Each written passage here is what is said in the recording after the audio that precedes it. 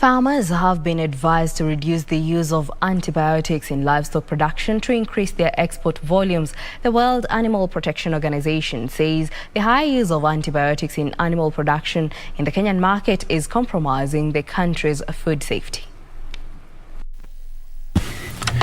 In January this year, the European Union introduced a law that banned the routine feeding of farmed animals with antibiotics. The ban spelled out when and how antibiotics should be administered to livestock as the market stepped up its food safety efforts. Players in the livestock production say the new law will further lock out Kenyan livestock products from accessing the EU market as most livestock keepers overuse antibiotics. The second reason why factory farmings are not acceptable is because of the massive number of chemicals that are used.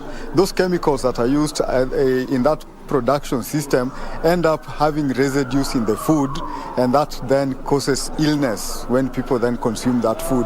World Animal Protection say commercial livestock farming in the country is usually done in small spaces that increase diseases and ultimately result in use of unprescribed antibiotics to treat livestock. Care of animals during the production chain, that will really reduce the need for antibiotics.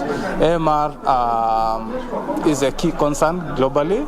Basically, is termed a silent pandemic. Farmers have been warned that their animal product might not be allowed in multinational fast foods and retail franchise setting based in the country, as more countries are contemplating imposing a ban on caged animal products. All brands tend to have standards on animal welfare, standards on antibiotic use, standards on food safety.